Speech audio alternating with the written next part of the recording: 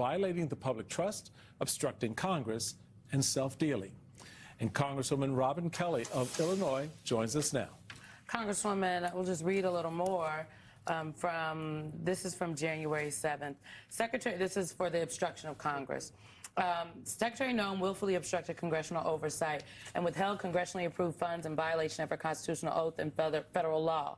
Violation of public trust. Secretary Noem compromised public safety, violated due process of American citizens, and directed unconstitutional actions.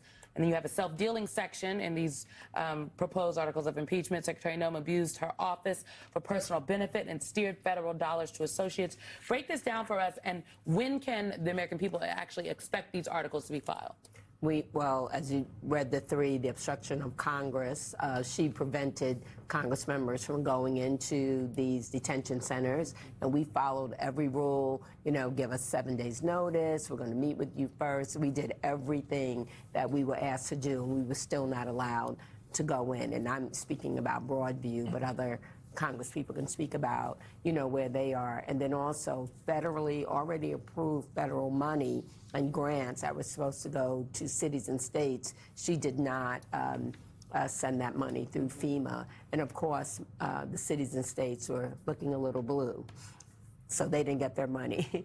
And self-dealing, she spent about, I believe, $200 million in the advertisement, the advertisement about, you can decide yourself to go home, or they're advertising for ICE agencies. And so that money went to an agency that just had been formed 2 days before. And she happened to know the person that received that contract. So a little self-dealing there. And then the public trust is just what's going on, arresting people without warrants. It was my district that the helicopter landed on the roof, and they stormed the apartment building, knocked down doors, drug people out. They drug out just as many Americans, Black Americans, as they did undocumented. And I think one person they found had some criminal record, but not the murderers or the rapists like they claim. There are many paths here to accountability. We've seen a lot of this play out in court. You have AGs bringing suit against these agencies. You have some of your colleagues, as we referenced in the introduction, looking at different pieces of legislation that could curtail ICE officers' authority, that could curtail how DHS is able to spend its funds, which, as you well know, have ballooned under the big, beautiful bill. Why do you think impeachment is necessary? And as you talk with your colleagues, have you been able to get them on board with the idea that until you deal with Noem, you cannot actually deal with what is happening at the agency? I think that we need to use every tool in the toolbox to get this lady straight, to keep her accountable, to let her know we are watching you. You're not just going to run rampant through all of our cities, as you know, which she did not only in Chicago, but the Chicago land area. So I think that everyone's looking at different things that can be done, but we want some accountability from her, and we want her to know that we're watching you, and that, yes, many members of Congress have come to me and said that they want to sign on. And also, when I say we want to keep her accountable because we're watching, the American public is watching. I have received phone calls from east to west coast, north to south, some people crying on the phone. One woman said, you don't represent me, but because you did this, you represent me. She was from California.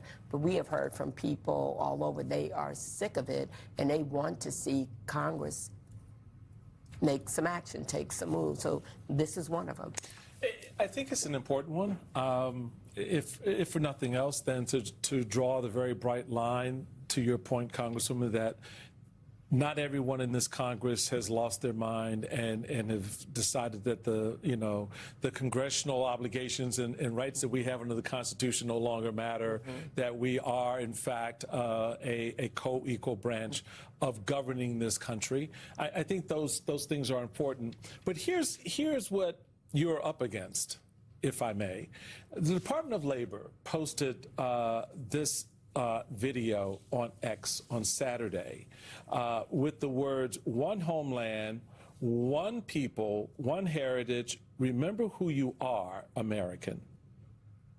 It echoes the Nazi Germany kind of theme. After Hitler took power, one people, one realm, one leader. This is the video here.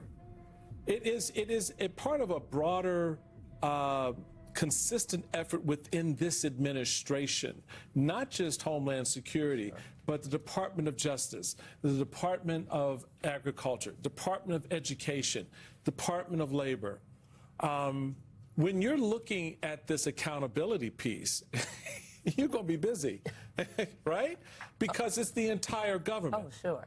Oh, definitely. Well, I just picked one part, but you're absolutely correct. When you think about all of the minions around him and the incompetence around him, it is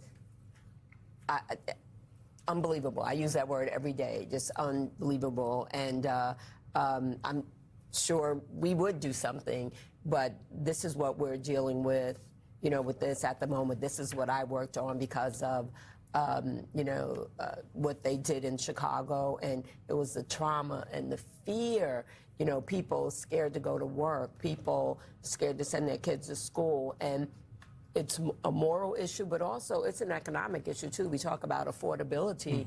People were afraid to go to work. You know, restaurants were hurt because people were afraid to go to the restaurants and afraid to go here. I did a town hall meeting in a grocery store, and people said they were afraid to come out of their house and go to the grocery store. Even people that are American, because they stopped so many Americans also. And that's an important point, I would say, Simone. That's got to be. It's not, you know what, honestly, to me, it just feels like, why are they trying to make everything about race? You know, they always say, for a long time, people have been like, why is your commentary, why are you always making everything about race? Well, I didn't do it. They are just stopping people that look Latino, look a little Hispanic, might look a little brown. I don't know what kind of brown, but brown enough to potentially be a target. And I juxtapose that with what we are now learning from the New York Times and that long sit down that they did with the president. On Sunday, they wrote an article that noted the president said civil rights led to white people being very badly treated. White people were very badly treated where they did extremely well, and they were not invited to go into a university or college, he said. He is the president. That's an apparent reference to affirmative action and college admissions. So I would say in that way, I think it was unfair in certain cases. He then goes on to give a caveat that says, oh, it accomplished some wonderful things. Here's the thing. The president he's echoing white supremacist ideology there. That is this idea of reverse racism. That comes out of the Great Replacement theory. And he just so casually espoused it to the New York Times sitting in the Oval Office.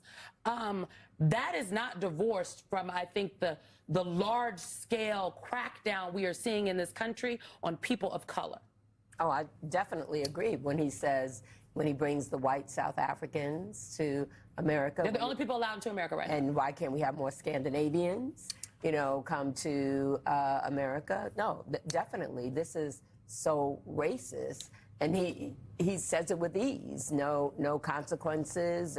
He's very comfortable saying whatever comes to his mind, and he allows other people to feel very comfortable. I was one of the last people off the gallery January 6th. I was one of the last ones on my hands and knees, and we testified, you know, last week. And I asked the question, you know, I don't have any proof, but who are these people behind the mask? Have they been vetted?